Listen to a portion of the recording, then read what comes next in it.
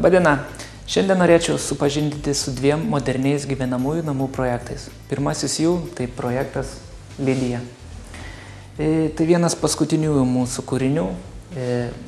Šio namo architektūrinę kompoziciją sudaro du susikertantys tūriai. Tai yra stačiakampiai gretasieniai.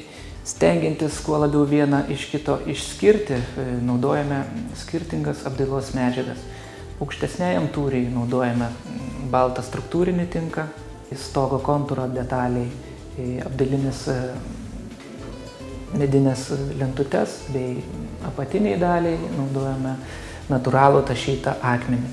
Šio projekto akcentas yra sutapdintas stogas, kuris dengia žemutinę tūrio dalį ir kuris taip pat uždengia visą terasą. Čia, kaip matome, visą terasą aplinkui. Pagrindinis įėjimas yra į tambūrą iš fasado pusės. Jeigu žiūrėsim ant vizualizacijos, tai būtų čia. Patenkame į tambūrą. Iš tambūro patenkame į svetainę arba į virtuvėlę. Šalia jo suprojektuotas valgomasis. Šalia virtuvės turime nediduką sandėliuką, kuriame patogu laikyti ar uogienę, ar bulvių maišiuką. Šalia svetainės turime suprojektuotą nediduką darbo kambariuką. Jis tikrai nėra didelis, tačiau pilnai užtenka pasistatyti stalo ir kompiuterį, gal kažkokią mini spintelę. Name taip pat suprojektuoti 3 vaikų kambariai, kuriuos aptarnauja sanmazgas.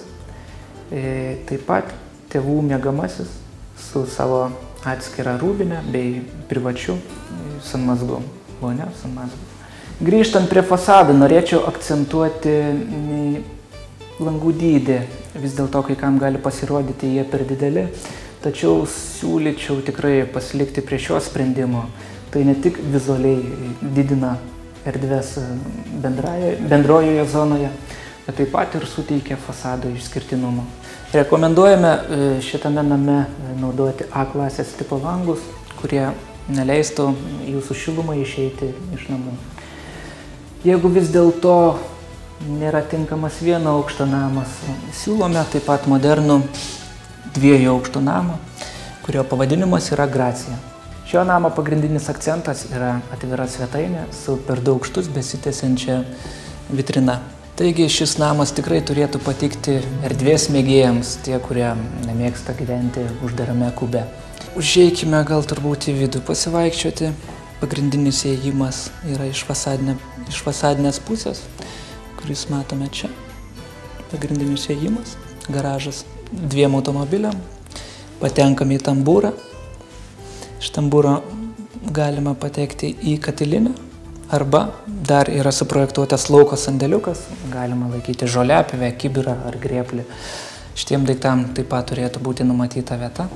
Čia matome suprojektuotą bendrąją zoną, kurią sudaro virtuvėlė. Čia matome. Tai yra valgomasis ir svetainė.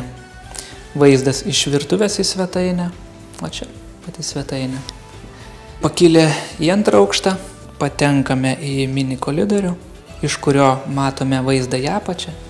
O čia turbūt toks kaip balkonas gaunasi, matome, kas apačioje dedasi.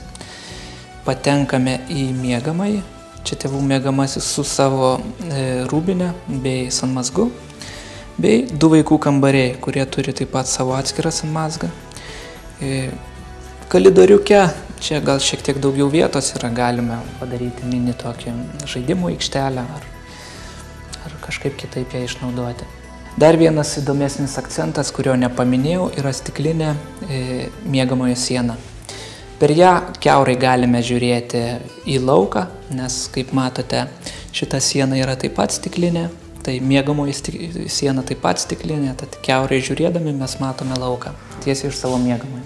Perinant prie namo architektūros, namo apdailai naudojame 2 pagrindinės medžiagas, tai yra baltas struktūrinis tinkas bei apdailinės klinkerio plytelės. Jos gali būti mūrijamos, gali būti ir klijuojamos. Stogas suprojektuotas sutapdintas, lietaus nuvedimo sistema yra vidinė. Noriu priminti, kad visi mūsų projektai gali būti koreguojami pagal jūsų norus. Galime išimti ar dėti papildomą langą, galime jo sumažinti, taip pat galime padidinti pagrindinį tūrį, sienas išplečiant į išorę arba mažinti į vidų. Šiuos du bei kitus namų projektus rasite mūsų internetinėje svetainėje namoprojektas.lt. Dabar sakau iki pasimatymo ir susitiksime kitoje laidoje už 2 savaičių.